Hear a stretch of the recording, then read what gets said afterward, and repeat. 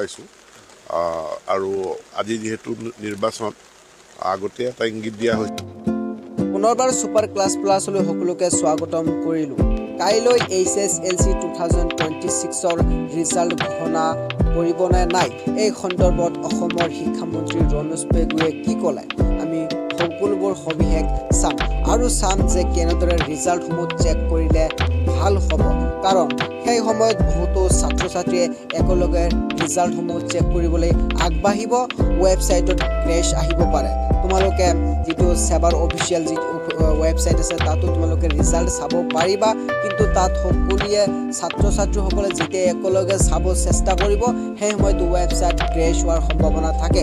চ' সেইকাৰণে মই তোমালোকক স্পেচিয়েল এটা এপ কৈ দিম, যি এপৰ জৰিয়তে তোমালোকৰ ৰুল আৰু নং লগতে কেপচাৰ ডালিলেই তোমালোকৰ ৰিজাল্টটো তোমালোকৰ হাতত আহি যাব।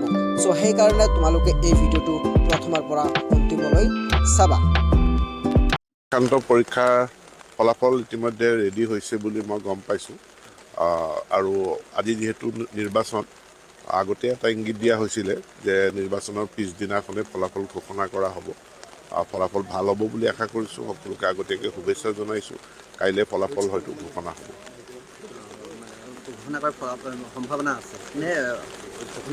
কাইলৈ ঘোষণা হ'ব। মনৰ ফলাফল ৰেডি হৈ আছে, ঘোষণা হ'ব কাইলৈ। চ' তোমালোকে ৰিজাল্টটো চেক কৰিবৰ কাৰণে প্ৰথমে তোমালোকে ক'ত যাব লাগিব, গুগল প্লে' ষ্ট'ৰত যাব লাগিব। অ'কে, চ' গুগল প্লে' ষ্ট'ৰটো কেনেদৰে অ'পন কৰিবা, তোমালোকে সকলোৱে জানাই গুগল প্লে' ষ্ট'ৰটো কি হয়। এনেকুৱা প্লে' ষ্ট'ৰ থাকে, তাত যাবা। যোৱাৰ পিছত ইয়াত তোমালোকে চাৰ্চ কৰিব লাগিব HSLC Result 2026 আছাম। ইয়াত ক্লিক কৰাৰ পিছত তোমালোকে দুটা এপ পাবা। এটা হৈছে SSEB ৰিজাল্ট আৰু এটা হৈছে 10th 12th board result 2026 first result check. অৰ্থাৎ এইটো কথা কৈছোঁ এইটো। অ'কে, এইটো তোমালোকে ক্লিক কৰিবা। চ' প্ৰথমে ওপৰতো চাই লওঁ, ইয়াত মই ডাউনলোড কৰি ৰাখিছোঁ, অ'পেন কৰিম।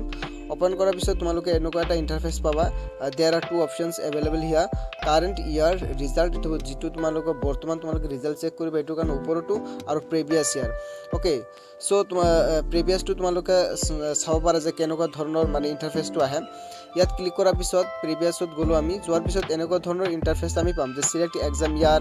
অ'কে, তাৰপিছত ৰুল নং, তাৰপিছত তোমালোকে নিজৰ নামৰ 4টা লেটাৰ যিটো থাকে। Okay, first 4 letters of name, সেইটো ডেট অফ বাৰ্থ, আৰু ইয়াত কেপচা 414 ইয়াত অ'কে দিবা। দিয়াৰ পিছত গেট ৰিজাল্ট মাৰিবা, ৰিজাল্টটো পাই যাবা। অ'কে, চ' মই কিয় প্ৰিভিয়াছ ইয়াৰৰ ৰেফাৰেঞ্চটো লৈছোঁ, বিকজ যিটো কাৰেণ্ট ইয়াৰ ৰিজাল্ট আছে ইয়াত অপশ্যনটো এতিয়ালৈকে মানে খোল মেলা নাই, কাৰণ ৰিজাল্টটো এতিয়ালৈকে মানে দিয়া নাই সেইকাৰণে। অ'কে, কাইলৈ এইটো অ'পেন হৈ যাব।